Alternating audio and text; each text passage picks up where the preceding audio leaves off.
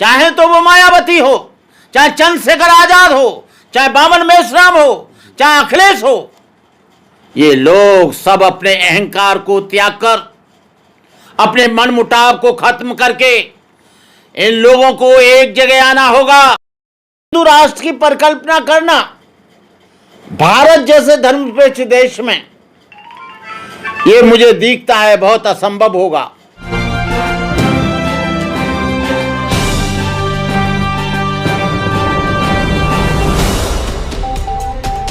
दोस्तों नमस्कार, मैं टीकम शाक्य और आप देखना शुरू कर चुके हैं द वॉइस ऑफ जस्टिस। आज हमारे साथ हैं करुणाकर साहब, जो कि आज कोटा की इस धरती पर हमारे साथ मौजूद हैं।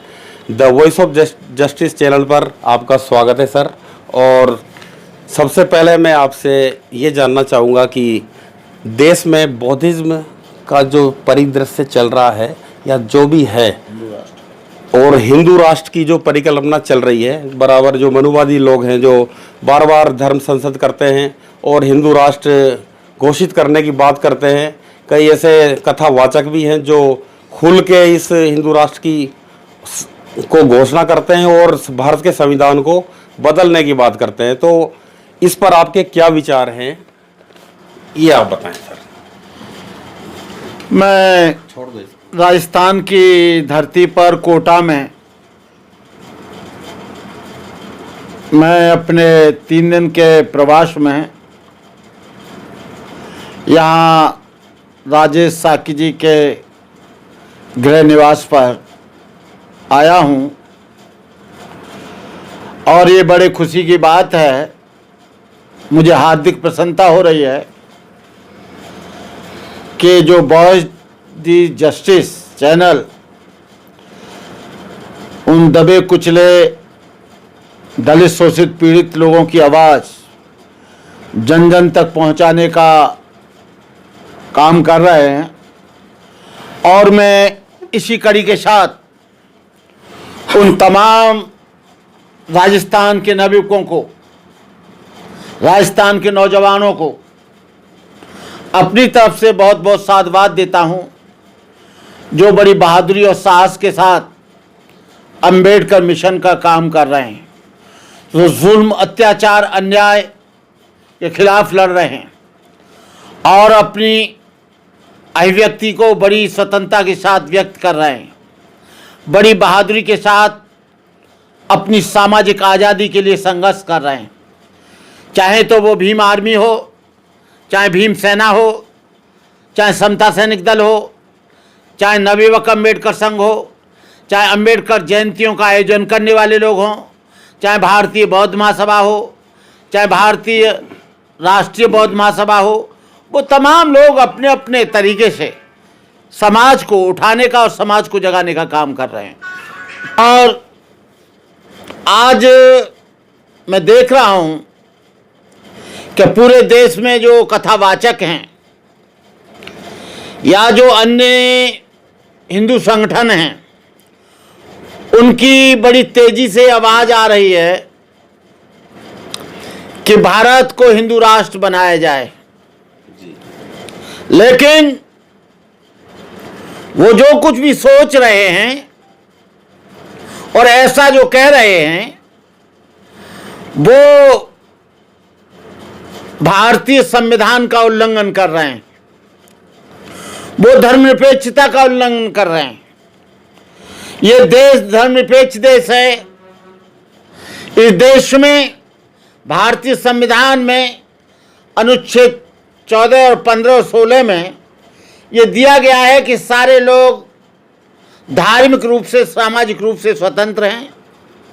वो अपने तरीके से अपना अपना पूजा पाठ कर सकते हैं।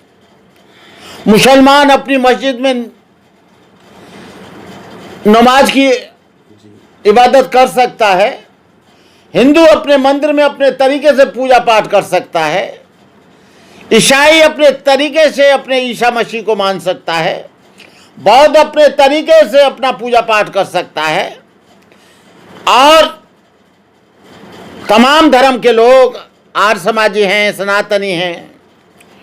लेकिन हिंदू राष्ट्र की परिकल्पना करना भारत जैसे धर्मनिरपेक्ष देश में ये मुझे दिखता है बहुत असंभव होगा। जो लोग हिंदू राष्ट्र की कल्पना कर रहे हैं वो लोग इस देश को तोड़ने का काम कर रहे हैं।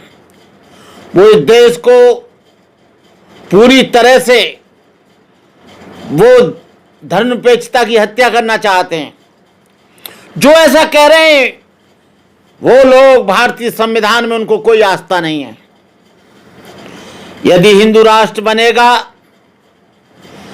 तो यहां पर क्या होगा? क्या हिंदू राष्ट्र बनने से केवल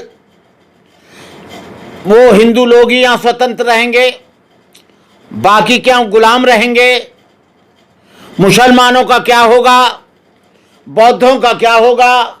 ईसाइयों का क्या होगा? पारसियों का क्या होगा? कम्युनिस्टों का क्या होगा? धर्मनिरपेक्ष देश में ऐसा संभव नहीं। और ये जो देश है, ये देश में SC एंड ST भी रहते हैं, बैकवर्ड OBC भी रहता है। वो ज़रूरी नहीं है कि तुम्हारी बनाई हुई व्यवस्था को माने। हिंदू राष्ट्र बनने का मतलब तो है कि मनुस्मृति संविधान को, भारतीय संविधान को अलग करके वो मनुस्मृति को लागू करेंगे। और मनुस्मृति में व्यक्ति की स्वतंत्रता का गला घुट जाता है।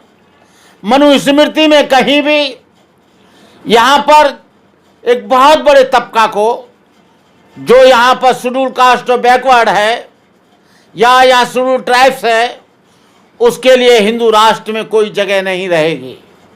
केवल हिंदू कहकर हिंदू राष्ट्र मैं कहना चाहता हूँ, क्या आप OBC को हिंदू मानते हो? क्या आप SC ST को हिंदू मानते हो? क्या आप बैकवर्ड को हिंदू मानते हो? मुझे तो लगता है कि आप हिंदू नहीं मानते।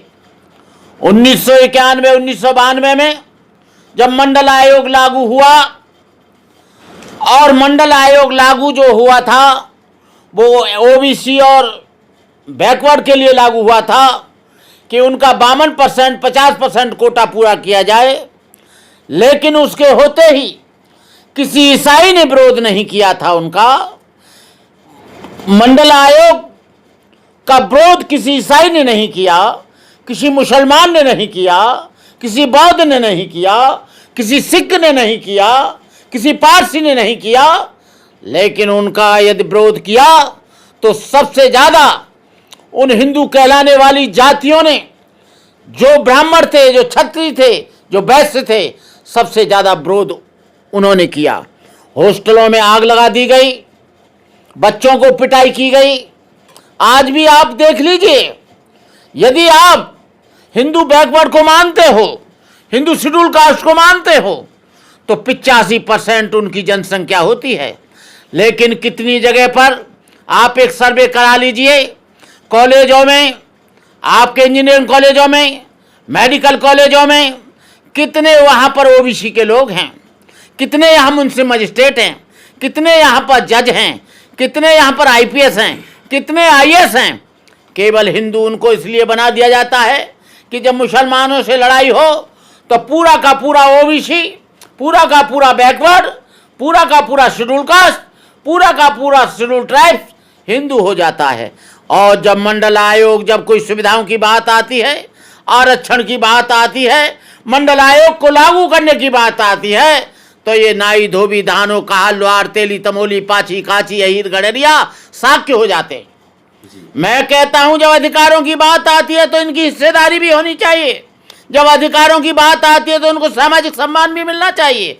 जब अधिकारों की बात, जब हिंदू हैं तो तमाम मंदिरों में इनको पुजारी भी बनाना चाहिए। जब अधिकारों की बात आती है तो इनको तमाम कॉलेजों में प्रोफेसर भी होना चाहिए, इंजीनियर भी होना चाहिए, IAS भी होना चाहिए, जज भी होना चाहिए। हिंदू राष्ट्र बनने की बात आए तो बैकवर्ड सब हिंदू, मंदिर बनाने की बात आए तो सब हिंदू, और या मंदिर पे दक्षिणा चढ़ाने की आए तो सब हिंदू। जब खाने की बात आए तो ये जातियों में विभाजित कर दिए जाते हैं, ऊंच नीच में विभाजित कर दिए जाते हैं, जातियों में विभाजित कर दिए जाते हैं, वर्णों में विभाजित कर दिए जाते हैं। अभी मैंने कुछ दिन पहले देखा एक बैकवर्ड के साधु ने कथा पढ़ी बिठूर पर जाकर कानपुर में, लेकिन उसका विरोध कर दिया गया। शंकराचार्यों ने विरोध किया आज से कुछ साल पहले कि आप कोई भी ओबीसी का आदमी शूद्र जो है कथावाचक नहीं हो सकता। जब वो कथावाचक नहीं हो सकता तो वो हिंदू कैसे हो सकता? जब वो कथावाचक नहीं हो सकता तो आपका हिंदू राष्ट्र क्या करेगा उनके लिए? जब वो कथावाचक नहीं हो सकता तो उसकी स्थिति क्या होगी? मैं कहना चाहता हूं इस देश के लोगों से, इस देश के तमाम बैकवर्ड के लोगों से, तमाम ओबीसी के लोगों से, तमाम आपके शेड्यूल कास्ट और शेड्यूल ट्राइब्स के लोगों से कि आप हिंदू राष्ट्र बनाने की परिकल्पना के साथ कभी साथ मत होना, कभी आप उसमें शामिल मत होना। ले कोशिश करना कि ये धर्मनिरपेक्ष देश रहे और धर्मनिरपेक्ष के साथ साथ में संविधान जिंदा रहे। जो डॉक्टर अंबेडकर ने संविधान बनाया था उसमें सभी को बराबर का अधिकार दिया था, सभी को बराबर रहने का अधिकार दिया था। लेकिन मैं आज भी देखता हूं वो लोग शेड्यूल कास्ट के लोगों को, आदिवासियों को, बैकवर्ड को, शेड्यूल कास्ट को बहुत कहते हैं कि हिंदू हैं, ये हिंदू धर्म का अंग हैं, हिंदू धर्म का अभिन्न अंग हैं। लेकिन यहाँ पर इसी राजस्थान में जितेंद्र मेघवाल को मूंछ रखने के ऊपर उसका कत्ल कर दिया गया। यहाँ पर उनकी बारातें नहीं चढ़ने देते हैं, यहाँ पर घोड़ी पर नहीं चढ़ने देते हैं, यहाँ पर अच्छे कपड़े पहनते हैं तो उनको मारा जाता है। 2 अप्रैल 2018 को यहाँ पर ST जो यहाँ का आयोग था, जो ST का रूल था, जो एक्ट था, उसके विरोध में तमाम लोगों ने यहाँ पर आंदोलन किया। लेकिन जो बच्चे पकड़े गए उनको जाति पूछ कर यहाँ के ब्राह्मण थानेदार ने, यहाँ के ठाकुर थानेदार ने, यहाँ के बनिया थानेदार ने उनका नाम पूछ कर उनकी पिटाई की, उनकी जाति पूछ कर उनकी चमड़ी उधेड़ दी गई। तब आपका कहाँ हिंदू धर्म गया?